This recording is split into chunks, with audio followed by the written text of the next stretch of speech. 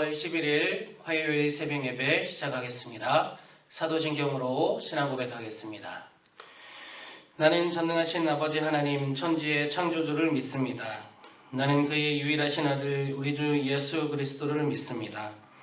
그는 성령으로 잉태되어 동정녀 마리아에게서 나시고 본디오 빌라도에게 고난을 받아 십자가에 못 박혀 죽으시고 장사된 지 사흘 만에 죽은 자 가운데서 다시 살아나셨으며 하늘에 오르시어 전능하신 아버지 하나님 우편에 앉아 계시다가 거기로부터 살아있는 자와 죽은 자를 심판하러 오십니다.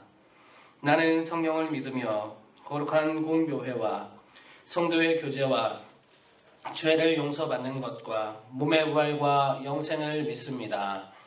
아멘. 찬송 438장 함께 부르겠습니다.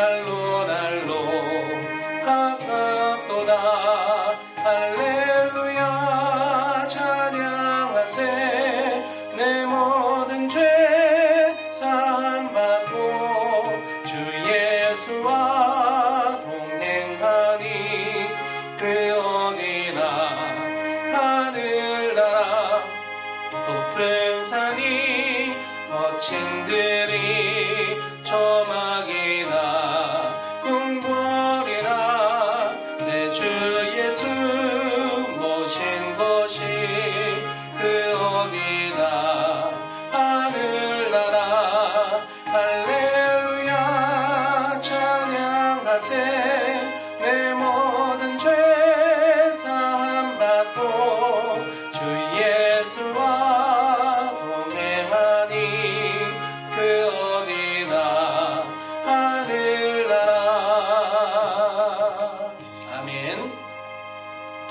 오늘 함께 나누실 말씀 욥기 5장 8절 말씀입니다. 나라면 하나님을 찾겠고 내 일을 하나님께 의탁하리라. 아멘. 하나님의 은혜 주심이 충만한 하루 되시기를 기도합니다. 오늘 엘리바스가 욥에게 충고해주고 있는데 충고해주는 다양한 말 가운데에 오늘 본문 5장 8절의 말씀을 짚어보게 됩니다. 사실 억울한 고통을 당하고 있는 욥, 이 욥에게 엘리바스가 하고 있는 충고나 조언이나 위로들은 우리들도 일상의 삶에서 하게 되는 류의 이야기들이라 생각합니다. 특별히 엘리바스는 욥의 세 친구들 중에 나이가 가장 많은 자라고 합니다. 그래서 그런지 자신의 경험을 내세우며 이야기하는 것이 세 친구 중에 가장 도드라지고 있다는 것이죠. 엘리바스가 하는 말들을 읽어보면 그의 말이 딱 틀렸다고 하기에는 별 무리가 없는 그런 말들입니다. 쉽게 말해서 그냥 평안하게 아무 일 없는 사람과 대화할 때 하나님이 고난당할 때 이렇게 하시지 이렇게 대화를 해도 무리가 없고 또 그렇게 해도 상대방도 쉽게 그렇죠 하나님은 그러신 분이죠 라고 할 수도 있는 말입니다. 마치 평안한 주일에 예배에 참석해서 그날 다수의 회중들에게 목사님께서 고난에 대해 설교를 하면 목사님의 그 설교 내용을 받아들일 때 편안하게 아멘으로 받아들일 수 있는 정도의 말들이지 않을까 하는 것입니다. 그런데 혹시 그날 특별히 매우 마음이 아프고 또 어려운 일이 있는 사람이 그 이야기를 듣는다면 조금은 불편할 수 있는 이야기. 그것이 바로 엘리바스가 하고 있는 말들이다라는 것이죠. 특히 엘리바스가 성경에도 이런 표현을 하는지는 몰랐는데 엘리바스가 이런 표현들을 하죠. 나라면 말이야. 또는 나 때는 말이야. 내가 볼 때는 이런 표현들을 성경에 엘리바스가 직접 쓰고 있는 것을 보게 됩니다. 왜 엘리바스의 이런 표현들이 잘못되었을까요? 나라면 하나님을 찾겠다. 오늘 본문이 그렇게 얘기하고 있는데 왜냐하면 엘리바스는 욥이 아니기 때문입니다. 엘리바스는 욥이 되어본 적이 없기 때문입니다. 청년들의 찬양 중에 공감하시네라는 찬양곡이 있습니다. 이 찬양곡의 내용은 하나님께서 우리와 공감하신다. 우리의 삶과 우리의 생각과 우리의 고민과 공감하고 계신다라는 내용의 찬양입니다. 그래서 그런지 청년들이 이 찬양을 아주 좋아하고 찬양을 통해 많은 고백들을 하는 것을 보게 됩니다. 신약의 성경 히브리서에서도 예수님에 대해서 말씀하실 때 예수님께서 우리 인간들이 당하는 고통을 당하셨기 때문에 예수님은 우리를 위로하실 수 있다라고 말하고 있지 않습니까? 그런 측면에서 오늘 엘리바스가 막 이렇게 길게 늘어놓고 있는 충고, 이 충고는 욥에게 먼저 하기 전에 엘리바스는 먼저 욥이 되어보려고 하는 시도를 먼저 했었어야 할 것입니다. 그렇기 때문에 엘리바스가 하는 말들, 나라면 또 나 때면 내가 볼 때는 이런 말을 사용하며 욥에게 충고하고 있는 것은 전혀 욥에게 도움이 되지 못하고 있다라는 것이죠. 우리의 일상의 삶에서도 엘리바스와 같은 우를 범하는 일이 없도록 하는 것이 선한 그리스도인이 되는 것이 아닌가 생각해 보게 됩니다. 요즘 젊은이들이 권위적인 선배를 비꼬는 말로 꼰대라는 말을 사용하고 있습니다. 근데 이 꼰대라는 말은 사실 일제시대 때부터 있어 왔단 말이죠. 권위적인 선생님들을 이렇게 비꼬는 학생들이 했던 말이 바로 꼰대라는 말인데 그 말이 요즘에 다시 퍼지고 있는 것 같습니다. 이들이 얘기하는 꼰대의 가장 큰 특징을 나타내는 말이 바로 나 때는 말이야 라는 표현이죠. 이 말을 사용하면서 나의 경험이 모든 것이냐 그것을 후배에게 그 얘기를 듣는 젊은이에게 강조 또는 강요하기 때문에 아마 요즘 유행어처럼 나 때는 말이야 또는 꼰대 이런 말을 사용하는 것으로 보여집니다. 어른들의 입장에서는 자라나는 젊은이들, 좀 미숙한 젊은이들을 보면 어떻습니까? 어리숙해 보이죠. 저도 이제 젊은 어린 목사이지만 저보다 더 미숙한 전도사들 보면 우리 교회 전도사님들은 다 잘하지만 전에 있던 교회에서 그런 것들을 보곤 합니다. 좀 미숙하죠. 어찌 보면 하는 모양이 귀엽기만 할 뿐 어리숙하다 이렇게 어른들은 생각하곤 합니다. 경험이 많은 내 입장에서 저거 가르쳐주고 싶죠. 그래서 입이 근질근질 할 때가 있습니다. 저렇게 하는 거 아닌데 내가 아는 방법으로 하면 더 좋게 될 텐데 더 쉽게 할 수 있을 텐데 이렇게 속으로 생각하면서 그 젊은이가 하는 거를 그냥 이제 쳐다보게 되는 것이죠. 그렇게 하다가 그걸 이제 참지 못하고 속마음을 얘기하는 겁니다. 너 말이야 그 일 그렇게 하는 거 아니야. 이런 식으로 말하면서 내가 그때는 말이야 나 때는 이렇게 일을 했어. 이렇게 한번 해볼래?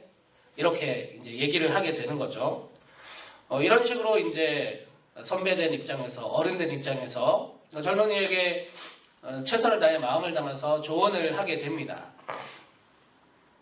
그 어른의 입장에서는 정말 이 젊은이가 잘 되기를 바라서 지금 하는 일보다 더 일을 잘 하기를 바라서 나의 경험을 알려준 것이고 그래서 이 아이가 그 일을 더 잘 습득하고 효율적으로 일하기를 바라는 마음에서 나의 경험을 그에게 이야기해 줬겠지만 어떻습니까?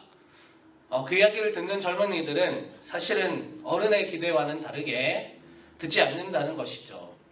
꼰대라는 표현으로 그냥 치부해 버릴 뿐이다 라는 것입니다. 이것이 이제 보통적인 그런 꼰대에 담겨있는 이야기입니다. 제가 볼 때 젊은이를 볼 때도 조금 제 생각은 그렇습니다. 그냥 꼰대라는 말로 모든 것을 다 치부하려고 하는 것은 좀 아깝지 않은가. 왜냐하면 이미 인생을 살아오고 그 일을 해왔던 사람들이 했던 얘기들을 듣는 시간이기 때문이죠. 어찌 보면. 그래서 노하우를 알게 되는 그럴 때도 있을 것입니다. 그렇기 때문에 그냥 꼰대라고 전적으로 무시하려고만 할 것이 아니라 그 이야기 가운데 좋은 이야기나 힌트가 있다면 그것을 내 것으로 만들면 좋겠다라는 것입니다. 그냥 감정이 먼저 앞서서 꼰대라고 치부해버리면 안타까운, 놓쳐버리면 좀 안타깝다라는 생각을 하기 때문입니다. 여러분, 재밌는 게 어른들은 젊은이들을 보면서 요즘 애들은 말이야 라고 자주 표현하잖아요. 젊은이들은 또 어른을 보면서 꼰대라고 이야기한다는 거죠. 세대 간에 서로가 서로에게 불만이 있다는 겁니다. 그런데 이거는 인간이 사회를 이루면서 늘 있어 왔다는 것입니다.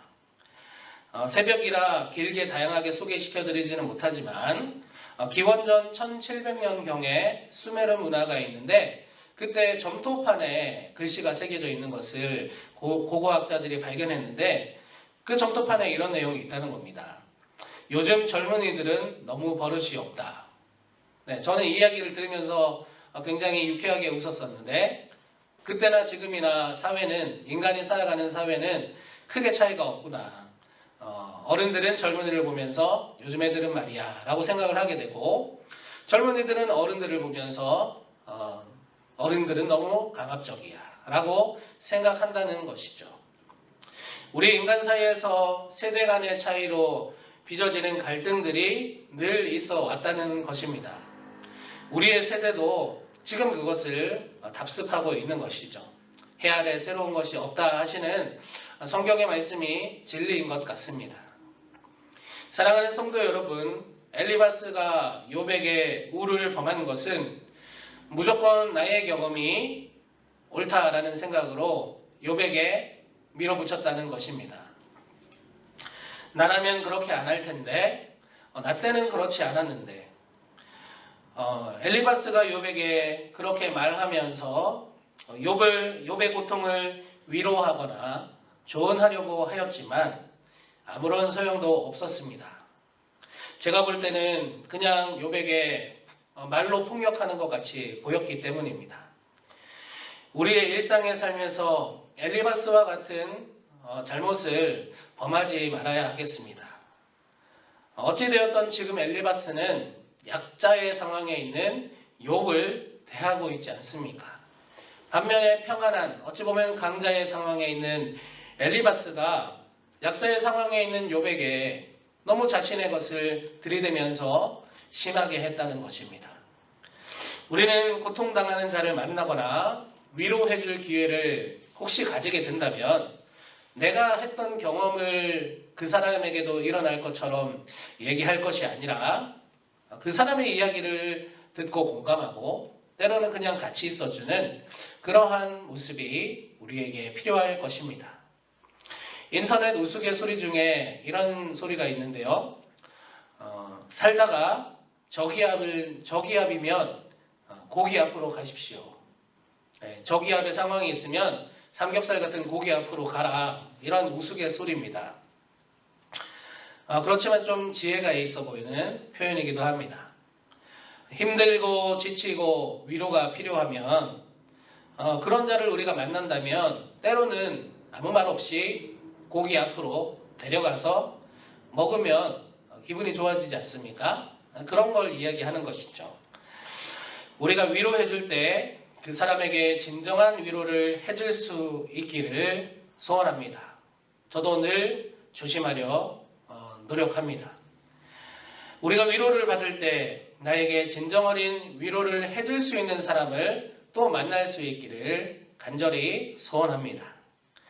또한 우리의 삶에 늘 우리는 마음을 터놓고 그대로 위로받을 수 있는 진정한 위로자가 되시는 우리 하나님 아버지를 우리는 늘 의지하며 나아가는 저와 여러분들이 되시기를 주님의 이름으로 축복합니다. 주신 말씀 기억하며 기도하겠습니다. 하나님 아버지, 엘리바스가 욥에게 긴 말을 하면서 위로하였지만 사실은 욥에게 아무런 도움이 되지 못함을 보게 됩니다. 자신의 경험을 앞세우면서 욥에게 조언하고 있지만 그것은 엘리바스 자신의 경험일 뿐 욥에게는 어떠한 도움도 되지 못했다라는 것입니다. 삶을 살아갈 때 이 엘리바스의 모습을 보며 교훈을 얻게 하여 주시고 우리가 엘리바스의 상황에 처하게 되든 욥과 같은 상황에 처하게 되든 그 상황에 맞게 좋은 말을 또는 좋은 행동을, 좋은 위로를 가질 수 있는 자가 될 수 있도록 하여 주시옵소서. 긍휼히 여기게 하시고 또 겸손한 마음을 가지게 하시고 예수님의 마음으로 모든 상황 가운데 대처하게 하여 주시옵소서. 우리의 진정한 위로자가 되시는 주님을 찬양합니다. 감사드리며 우리 주 예수 그리스도 이름으로 기도드립니다. 아멘.